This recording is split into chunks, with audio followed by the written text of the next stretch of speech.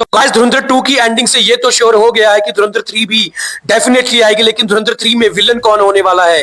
क्योंकि first part में रहमान डकैत, सेकंड पार्ट में मेजर इकबाल, एसपी चौधरी, असलम और लगभग सारे ही विलन्स मारे गए थे। लेकिन आज से 25 साल पहले रहमान डकैत के गैंग में शामिल होने के लिए हमजा ने पार्टी में रहमान डकैत के बड़े बेटे नईम बलोच को बचाने की कोशिश की थी, जिसको तो हमजा नहीं बचा पाया। लेकिन रहमान डकैत के छोटे बेटे फैजल बलोच को, जो उस पार्टी में शामिल था, को हमजा ने बचा लिया था। रहमान डकैत का छोटा बेटा फैजल बलोच, जो अब एक लौता लियारी की कुर्सी का वारिस बच गया है, लियारी का बादशाह बन गया है, क्योंकि पाकिस्तान की प्रेजेंट गवर्नमेंट को बलोच हमजा के टाइम से ही सपोर्ट करते आ रहे हैं। इसलिए अब फैजल बलोच को गवर्नमेंट का भी पूरा सपोर्ट है। फैजल बलोच अपने चाचा उजैर बलोच को भी अपना दुश्मन मानता है। फैजल पाकिस्तानी गवर्नमेंट की बताई बातों में विश्वास कर लेता है कि उसका चाचा उजैर बलोच एक हिंदुस्तानी एजेंट था, और पाकिस्तान में ये खबर फैल जाती है कि हमजा अली मजारी अपने देश पाकिस्तान को बचाते हुए शहीद हो गया है।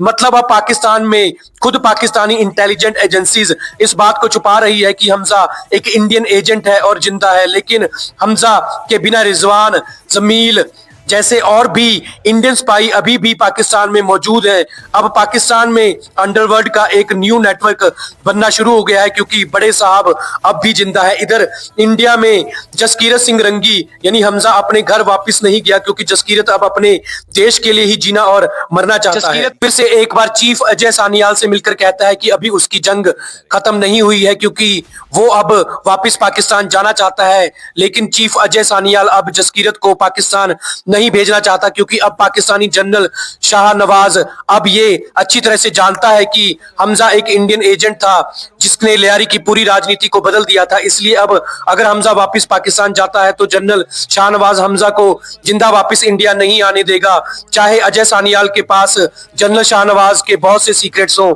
इसलिए अजय सानियाल हमजा को वापस पाकिस्तान भेजकर रिस्क नहीं लेना चाहता। लेकिन इसी बीच पाकिस्तान में मौजूद खुफिया इंडियन एजेंसीज से एक न्यूज आती है कि पाकिस्तान में इंडिया पर एक बहुत बड़े हमले की साजिश की जा रही है, और इसमें इंडिया की आम जनता को निशाना बनाया जा सकता है। अब मजबूरन अजय सानियाल को हमजा मतलब जसकीरत को फिर से पाकिस्तान भेजना पड़ता है। पाकिस्तान पहुंचते ही सबसे पहले हमजा एक झूठी कहानी रहमान डकैत के छोटे बेटे फैजल बलोच को सुनाता है कि उसको पाकिस्तान के बॉर्डर पर इंडियन घुसपैठियों की खबर मिली थी, जो पाकिस्तान में घुसना चाहते थे। इसलिए हमजा उनको मारने बॉर्डर पर मेजर इकबाल के साथ चला गया। मेजर इकबाल तो उन इंडियन घुसपैठियों के हाथों मारा गया, और हमजा किसी तरीके से वहां से बचकर भाग गया। पहले इंडियन एजेंसीज हमजा को टॉर्चर किया और पाकिस्तान के सीक्रेट्स उगलवाने की कोशिश की, लेकिन हमजा ने उनको कुछ नहीं बताया और वहां से किसी तरीके से सही सलामत भाग गया। ये झूठी कहानी सुनाने के बाद हमजा फिर से फैजल डकैत के गैंग में शामिल हो गया। फिर हमजा ने अपने प्लान के अकॉर्डिंग पाकिस्तानी जनरल शाह नवाज और एसीपी उमर हैदर को इसलिए मार दिया क्योंकि ये दोनों हमजा की सच्चाई अच्छी तरह से जान चुके थे। इस बीच इंडिया में पहलगाम पर कुछ पाकिस्तानी टेररिस्टों ने वहां के टूरिस्ट पर हमला करके उनको मार दिया। इस घटना से पूरा इंडिया और हमजा दहल गया और गुस्से में आ गया।